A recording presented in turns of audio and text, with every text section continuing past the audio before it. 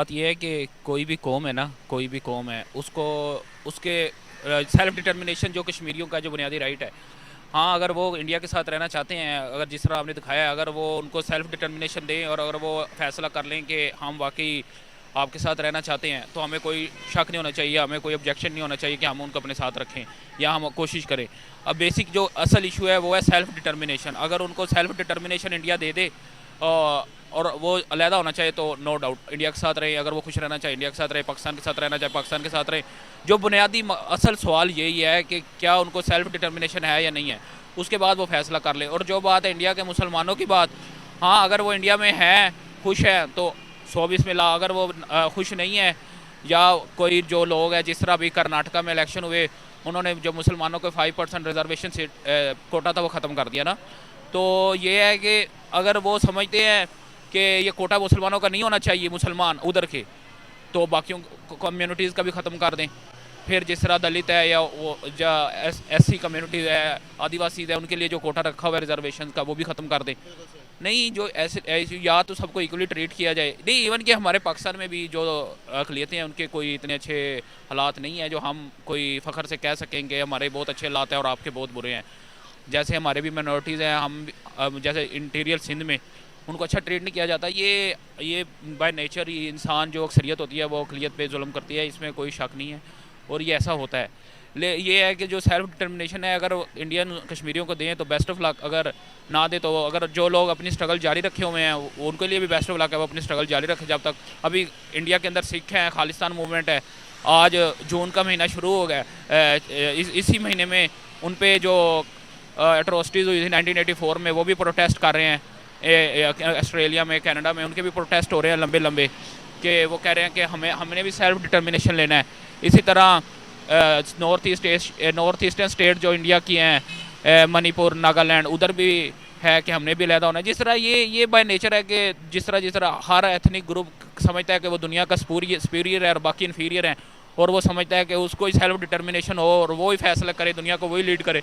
जैसे किसी दौर में अमेरिका जो वेस्टर्न थे, यूरोप वाले थे, वो समझते थे वाइट बैंड बर्नर थ्योरी के गोरों के ऊपर पूरी दुनिया की सलाह का उन्होंने ठेका लिया हुआ है और बाकी दुनिया सारी जाहल है। वो समझते थे कि उन्हीं को ही राइट है कि वो पूरी दुनिया को राज नहीं करें। वो ये कहते थे वाइट बर्नर थ्योरी कि हम पूरी दुनिया को सिविलाइज्ड करें, कि दुनिया सारी अनसिविलाइज्ड है, उनको रहने का तरीका नहीं है, तो हम उनको रहने का तरीका सिखाएंगे। तो ये वाइट बर्नर थ्योरी ये भी किसी दौर में 15वीं से 16वीं सदी में बहुत पीक पे थी। इसी वजह से कॉलोनियल पीरियड शुरू हुआ जो सेकेंड वर्ल्ड वॉर के बाद ख़त्म हुआ।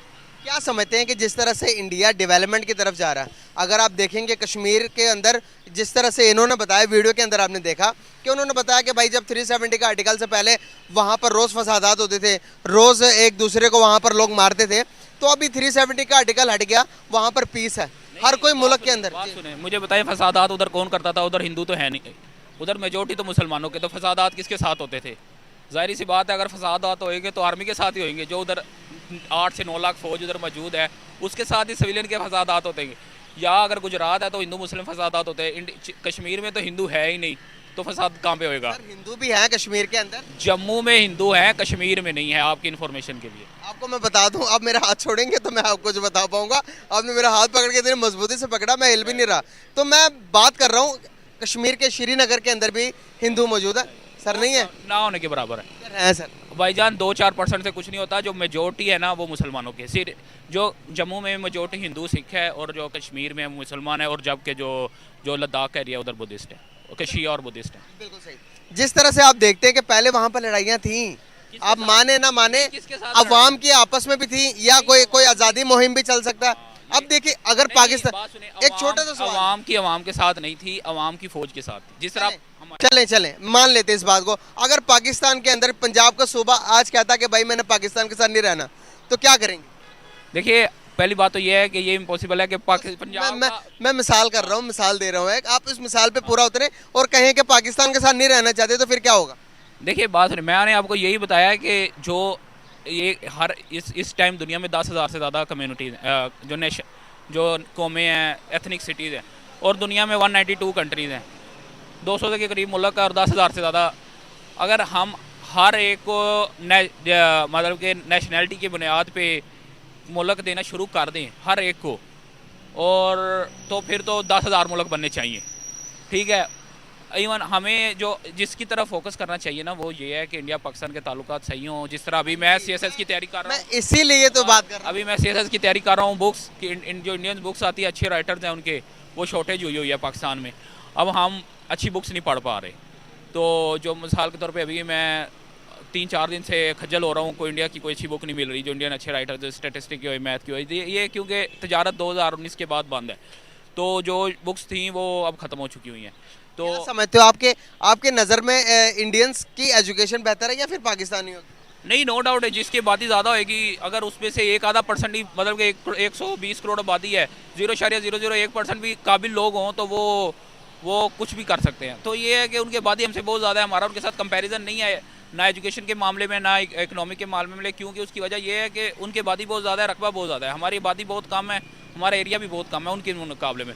अभी हमारे पास सिर्फ एक सूबा है पंजाब है जिसकी 12 करोड़ आबादी है, उधर तकरीबन हर स्टेट की आबादी 10 से 12 करोड़ है, और यूपी की आबादी तो 20-22 करोड़ है। तो इस तरह है कि हमारा उनके साथ कंपैरिजन बनता नहीं हो, जब उनके 27-28 सूबे स्टेट्स हैं और उनके तकरीबन हर एक की आबादी 8 से 10 करोड़ है, हमारे सिर्फ एक सूबा है जिसकी 12 करोड़ आबादी है, बाकियों की तो 2 करोड़ 3 करोड़ इस तरह आबादी है। आप बताएं, डेवलपमेंट कश्मीर एक हमारे पास भी, एक इंडिया के पास भी है, डेवलपमेंट के हिसाब से आप बात करेंगे तो कौन से कश्मीर के ज़्यादा डेवलप है?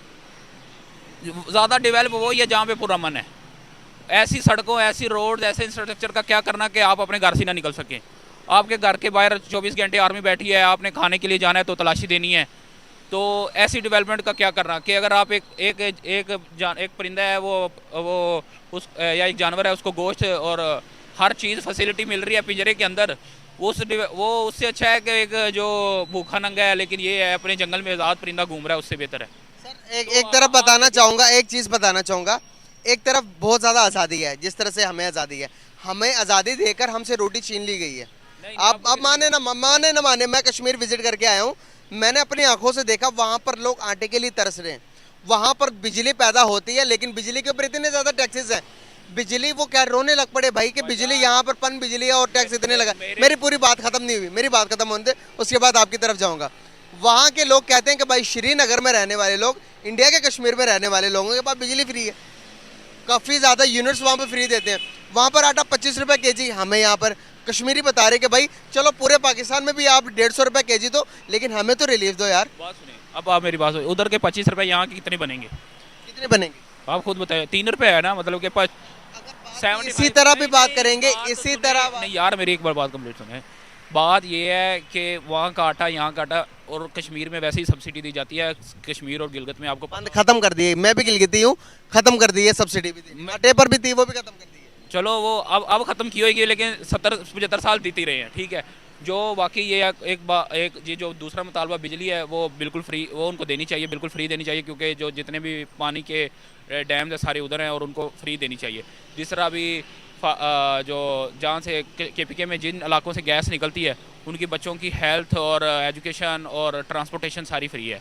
अभी एक चीज़ बताता हूँ आपको कि आपने जिस तरह से कहा कि भाई वहाँ पर मतलब कि हर चीज़ देनी चाहिए, एक बंदा क्या मांगता है, एक कश्मीरी मुतनाज़ा इलाका, वहाँ पर लोगों के पहले उनका माइंडसेट था कि हम कश्मीर बनेगा पाकिस्तान, लेकिन अब वो फिर से परेशान हुए पड़े, वो कहते हैं भाई कश्मीर बनेगा खुद मुख्तार। मैंने उनसे कहीं से पूछा, मेरा इंटरव्यू मौजूद है, आप देख सकते हैं जाके चैनल के ऊपर, वहाँ पर मैंने लोगों से पूछा क्या चाहते हो, पाकिस्तान या फिर इंडिया? वो कहते हैं भाई हमें खुद मुख्तारी, तो हम जो मर्जी होगा हम कर लेंगे। देखिए यही बात है ना कि मैंने आपको यही कहा स्टार्ट में, ये बात कही कि हर बंदे को फ्रीडम ऑफ जो उनके, अगर वो इंडिया के साथ रहना चाहे तो उनको राइट हो, अगर वो इंडिया के साथ जाना चाहे तो चले जाएं, पाकिस्तान के साथ जाना चाहे तो चले जाएं, आज़ाद रहना चाहे। किसी को बाय फोर्स अपने साथ नहीं रखा जा सकता आज के 21वीं सदी में। हाँ, पहले एम्पायर्स बनती थी, वो जंगे लड़ते थे, वो इलाके कब्जा कर लेते थे और उसके बाद वो बाय फोर्स उसको अपने साथ रख लेते थे। और जब से नेशन स्टेट का कंसेप्ट आया है 1648 के बाद, उसके बाद तो ये बात बिल्कुल कंफर्म हो चुकी है कि आप आज किस दौर में बाय फोर्स किसी को अपने साथ नहीं रख सकते। बहुत शुक्रिया यार, बहुत अच्छा लगा आपसे बात करके, थैंक यू सो मच, बहुत ज़बरदस्त।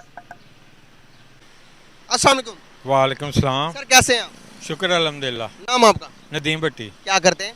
मैं इधर जॉब करता हूँ। किधर? इधर पास ही। ज़बरदस्त हो गया। सर बेसिकली बात करने का पर्पस ये है कि हमें बचपन से ये बताया गया कि कश्मीर के अंदर बड़ा जुल्म और ज्यादती है। क्या लगता है कि आपको वाकई में कश्मीर में जुल्म और ज्यादती हो रही है? जी, जो हम अपनी साइड देते उस तरफ तो है किस साइड पे? यानी कि ज़ात कश्मीर की तरफ, जम्मू कश्मीर में वो जो मीडिया दिखाता है उसकी तरफ तो है।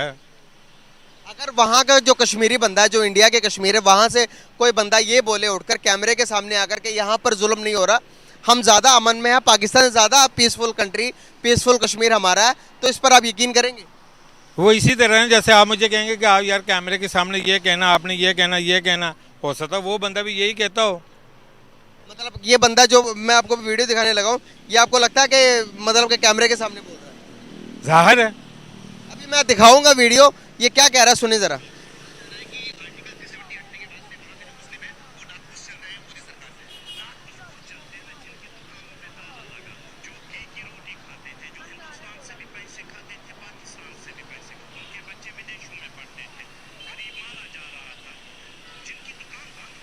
यार ये तो ऐसे ही है ना, जैसे कि हमारे एक दफ़ा जनरल मुशर्रफ इंडिया गया था तो उधर किसी मौलवी साहब ने ऐसे मौलवी साहब तूफान से जो किया था कि जी आप तो इधर दहशत गर्दी करते हैं ऐसे ऐसे। उन्होंने कहा जी अगर हम दहशत गर्द होते तो आपके पास ना आज होते, हम इधर ना होते। तो ये ऐसे ही है, मैं इसकी बात की कोई अहमियत ही नहीं देता। अहमियत नहीं देते।